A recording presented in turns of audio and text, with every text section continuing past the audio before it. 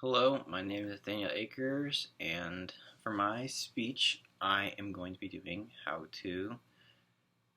a car engine works.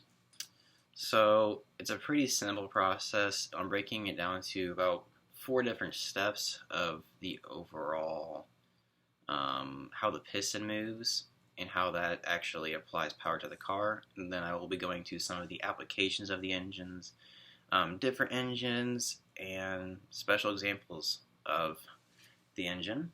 So, for step one, the car will intake air through an intake. So, what this basically is it'll either be like a hole, typically in the car's roof, or a front grille, is where most of the air comes from a car. Certain cars that require more air will either use roof scoops, which are actually mainly used in supercars, and they are behind the driver's seat, and they feed air to the engine. There's also hood scoops, which send air to the engine also, but they are in front and typically on top of the engine in front engine cars. And then there's like side intakes, which can have many purposes, but one of their purposes is going to be to direct air to the engine. So, in the first step, it's called intake on the cylinder, not intake of air, but air goes through the intake, is actually injected into where the cylinder is. So if the cylinder is here, it's injected into the hole of the cylinder right up here. And because of this, it actually gets compressed. It gets compressed by the cylinder when the cylinder goes up. And that's the second step. The second step is when the air and fuel get compressed. And then the third step is when the spark plugs, which are above, ignite the air and the fuel in such a ratio that it causes an explosion. It's not like one that will damage anything. It will cause wear and tear over time, but not the ones that will damage anything immediately. And the piston itself will shoot downwards. And because the way that the piston shoots downwards and the way it's attached to the crankshaft, Engine! The engine works in 4 stages. First, a valve opens and the piston lowers, letting a mixture of fuel and air into the combustion chamber. Second, as it comes up, the piston compresses the fuel-air mixture. Third, a spark from the spark plug ignites the mixture, which pushes the piston down again. Fourth, the exhaust valve opens and as it comes up, the piston pushes the spent gases out. And the cycle starts over again. Intake, compression, combustion, exhaust. Intake, compression, combustion, exhaust. Intake, compression, combustion, exhaust. Intake, compression, combustion, exhaust. The movement of the engine is transmitted to the wheels for the driver's delight. So besides the crankshaft, which moves the engine, there is also the exhaust that gets produced from the explosion. And the exhaust is simply just sent out through the back of the car, basically like every other car out there.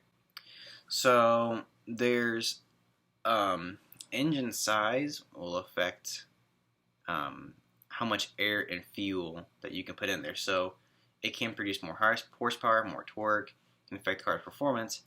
The problem is the fact that you're going to use more fuel and air because it's bigger. And you can find the displacement through a simple equation.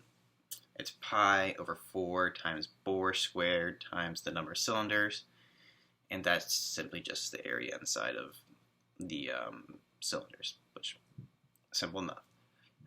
So there's a lot of tuning culture, especially in Japanese markets, but also in the US, in which we will push engines to the max. So you can have certain cars that have 1,000 horsepower that are street legal, quote unquote, and where you can have top fuel dragsters which push over 7,000 horsepower. So there's a lot you can do with the engine once you figure out the air-fuel ratio.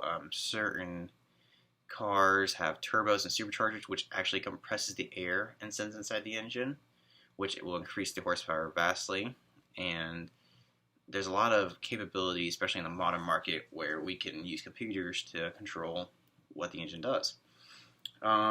there's also other engines out there. So there's ones that Mazda uses sometimes back in the day. They're called rotaries. And it's basically, instead of having your typical piston, it still uses the air to fuel, but it actually has like a little triangle inside that spins around. And it uses a lot more oil to spin the triangle around, but it has a very distinct tone and note to it.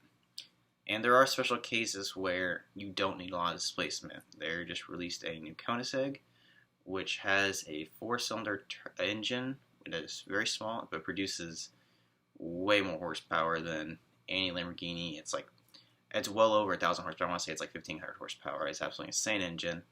So you don't 100% need displacement. So you don't get confused by that. But displacement will allow for easier air-to-fuel ratio in mixtures.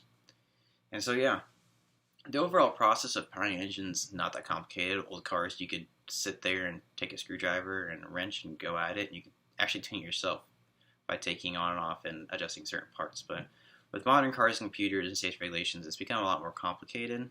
But the basic principles of how an engine works, just air going in with fuel, exploding, piston can go down, camshaft turns, and exhaust goes out, is the basic recipe for how an engine works.